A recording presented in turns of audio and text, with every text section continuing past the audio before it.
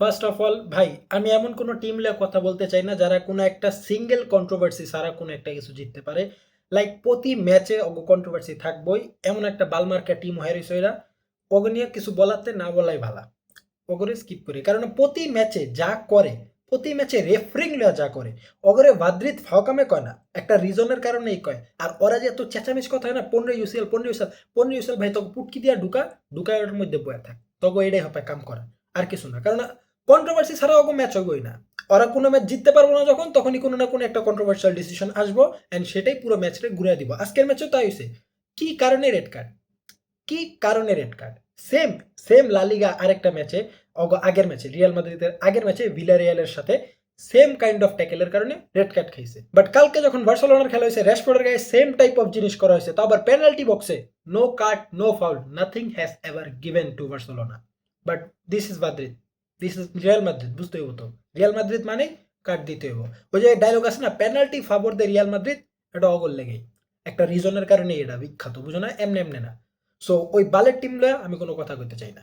ওটা লয়ে হপা যদি আমার গালাগালি দেখ, এটা কোক ওটা কোক, ভাই কোকা, ওরা কোকা, ও কথা আমার বালটা বাহে যায় না। সো ওই কথা বাদ দেই। ওই সব ওই সব টিম লয়ে আমি কোনো কথা কইতে চাই না, বিশেষ করে এই ম্যাচ দেখার পর আমি কোনো কথা কইতে চাই না। সো বাদ দেই, আমরা মেন ম্যাচে ফিরি, যেটা হইলো মজাদার ম্যাচ হয়েছে। যে ম্যাচটা মেনলি কথা কওয়া যায়, যেটাতে সুন্দর ফুটবল হয়েছে, সেটা হইতেছে লিভারপুল ভার্সেস ম্যানচেস্টার ইউনাইটেড। এখন হাসাহাসি করে ম্যানচেস্টার ইউনাইটেড লয়ে কথা কইতাছে, ম্যানচেস্টার ইউনাইটেড তো কোনো ভালো দল না, জোকার টিম। জোকার টিম হইলেও আজকে খুবই ভালো খেলছে, লিভারপুল রে হারাইছে। যে লিভারপুল এই সিজনে সবচেয়ে বেশি ট্রান্সফার মার্কেটে টাকা খরচ করছে, ওই লিভারপুল রে হারাইছে।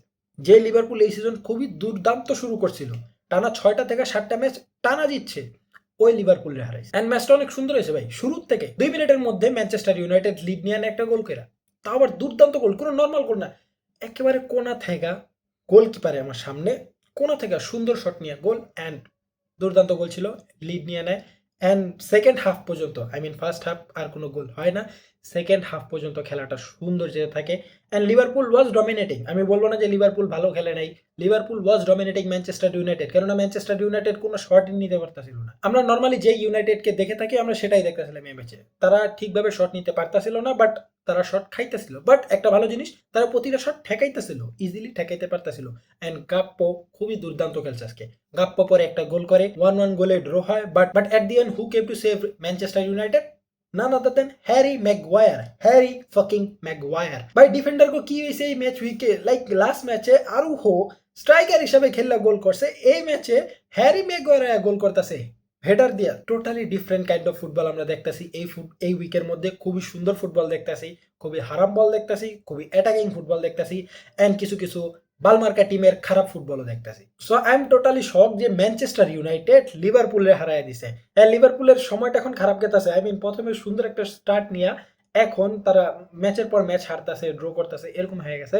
But Liverpool will come back, কেননা লিভারপুলের টিমটাই এত স্ট্রং। হ্যাঁ, সবাই যখন আবার সে আগের ফর্মটায় ফিরে আসবে, খুবই দুর্দান্ত খেলবে। ম্যানচেস্টার ইউনাইটেডের টিমটা স্ট্রং হলেও the problem is the club. So ওই জায়গায় সুন্দর সুন্দর প্লেয়ার, বড় বড় স্ট্রং নামি দামি প্লেয়ার থাকলেও ওই জায়গায় ভালো খেলে না। ওই একটা দুইটা ম্যাচ ফ্লুক হিসাবে ভালো খেলা যায়, but most of the match they are going to lose this season also.